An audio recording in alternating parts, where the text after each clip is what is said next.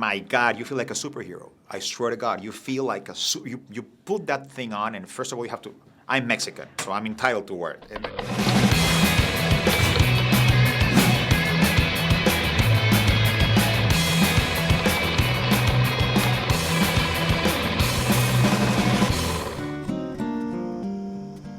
Deja que salga la luna, deja que se meta el sol. So we get to hear you sing. You sung in theater productions. Yes. What was that like? I don't think we've ever seen you on screen. It was awesome. I saved the studio some money. They didn't have to hire a singer to dub the music. No, it was fun. It was fun. I had a blast, and especially because if you see the golden era of Mexican movie making, like Pedro Infante, and Agustin Lara, Jorge Negrete, Javier Solís, they caress the songs. They tell you the songs. They don't like the mariachi is perceived sometimes very wrongly in the U.S. and in some countries. So it was very nice to.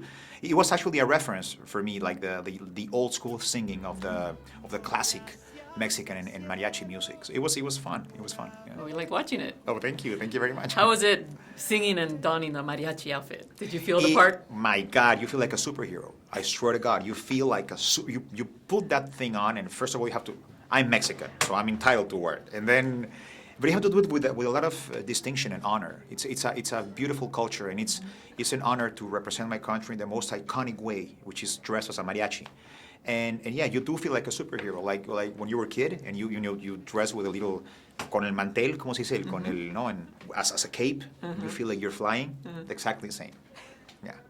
Now in this one, you kind of play the straight man, and Omar does all the funny First stuff. time in my career, I think that I'm not the comic relief. You're completely right. Yeah. And how was it playing a straight man? It was strange. I felt very cool and. I don't know. It felt strange to be the romantic lead and not the comic relief of the movie. He's much famous here, much famous, like Justin Bieber Mexican. But older. Yeah, and Prietor. But you go ask Miss Alejandro Fernandez is Mexico, much famous here. And playing a character named Alejandro Fernandez, Exactly. the famous Alejandro Fernandez. Yeah, exactly. Well, to be honest, I was reading the script and I didn't like it. The first time I watched, how predictable this is. This is like, oh my God, it's cliche. But before calling people, I said I'm going to finish reading the script. Obviously, no.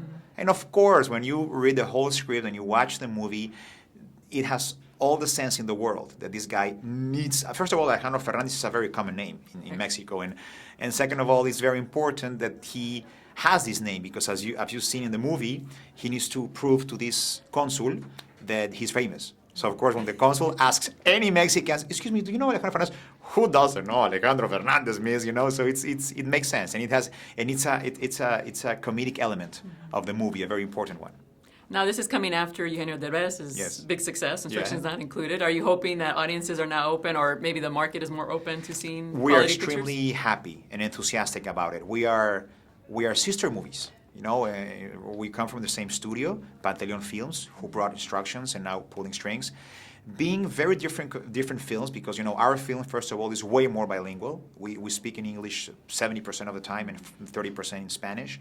And it has a romance factor and the music. It's kind of, but it does have the elements that the audience enjoyed so much about Instructions. I think they're present in Pulling Strings. And I think people are going to enjoy the movie very much, hopefully. It's a love letter from Mexico to the world. It's a very rounded romantic comedy that you don't need to be from Mexico or the States or India to understand the language of the movie. It's just a very solid and rounded romantic comedy, and I think people are going to enjoy it, hopefully.